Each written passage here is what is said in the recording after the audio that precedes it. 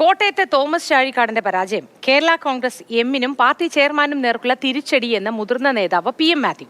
പാലായിൽ നവകേരള സദസ്സിൽ ചാഴിക്കാടൻ MP-ക്ക് നേർക്കുണ്ടായ മുഖ്യമന്ത്രിയുടെ വിമർശനം തിരുത്താത്തത് തിരിച്ചടിക്ക് ഒരു കാരണമായി.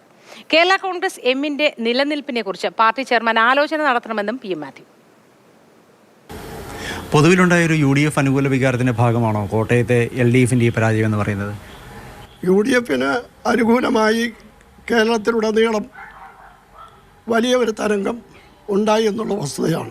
കേരള കോൺഗ്രസ് പാർട്ടിയുടെ സ്ഥാനാർത്ഥിയായ തോമസ് ചാഴികാടൻ വ്യക്തിപരമായ കുറ്റങ്ങളൊന്നുമില്ലാത്ത ആളായിട്ട് പോലും അദ്ദേഹം ഇത്രയേറെ ഭൂരിപക്ഷത്തിന് പരാജയപ്പെട്ടത് പാർട്ടി നേതൃത്വത്തിനും പാർട്ടി ചെയർമാനും ഉണ്ടായ ഏറ്റവും വലിയ തിരിച്ചടിയാണ്.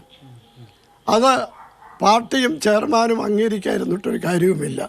നവകേരള സദസ്സുമായി ബന്ധപ്പെട്ട് പാലായിലുണ്ടായ പാർട്ടിയുടെ MP ആയ തോമസ് ചാഴികാടന് നേരെ ഉണ്ടായ സദസ്സിൽ വെച്ച് തന്നെ ഉണ്ടായ രൂക്ഷമായ വിമർശനവും തിരുത്തലും അത് പാർട്ടിയുടെ വ്യക്തിത്വത്തെയും സ്ഥാനാർത്ഥിയെയും പാർട്ടി അണികളെയും ഒക്കെ വേദനിപ്പിച്ചു എന്ന് ഞാൻ പറഞ്ഞതാണ്. അത് തിരുത്താൻ കഴിഞ്ഞില്ല. അതിനെതിരായിട്ട് പാർട്ടിയുടെ കമ്മിറ്റി കൂടിയിട്ട് ഒരു പ്രമേയം പാസ്സാക്കാൻ പോലും കഴിഞ്ഞില്ല.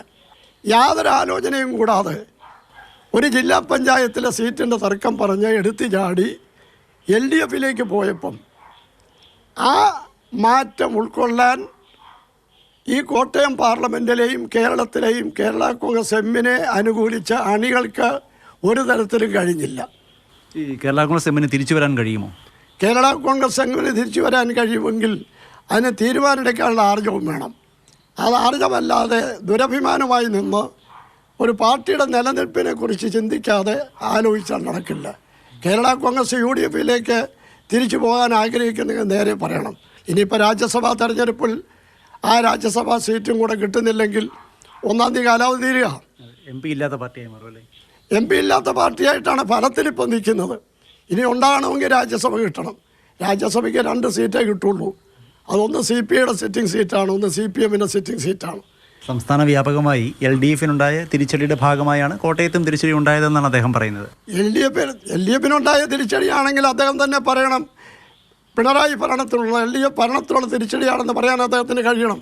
അത് പറയുന്നില്ല. LDF നിലനിൽപ്പിന് വേണ്ടിയാണ് ഇവരെ കൂട്ടിയത്.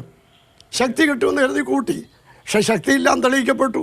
കേരള കോൺഗ്രസ് എമ്മിൻ്റെ ഉന്നതാധികാര സമിതി അംഗമായിരുന്നു PM മാത്യു. അദ്ദേഹത്തെ പുറത്താക്കിയെന്നാണ് പാർട്ടി നേതൃത്വം അവകാശപ്പെടുന്നത്. പക്ഷേ പുറത്താക്കിയതായി കാണിച്ച് തനിക്കിതുവരെ കത്തൊന്നും ലഭിച്ചിട്ടില്ല എന്ന് PM മാത്യുവും ചൂണ്ടിക്കാട്ടുന്നു. അതുകൊണ്ട് തന്നെ ഉന്നതാധികാര സമിതി അംഗമെന്നാണ് അദ്ദേഹം വിശേഷിപ്പിക്കുന്നത്. എന്തായിരുന്നാലും കേരള കോൺഗ്രസ് എമ്മിന് ജോസ് കെ മാണിക്ക് ഉണ്ടായിരിക്കുന്നത് പാളിച്ചയാണ്. ഈ പാളിച്ച തിരുത്തണം എന്നാണ് അദ്ദേഹം ചൂണ്ടിക്കാണിക്കുന്നത്.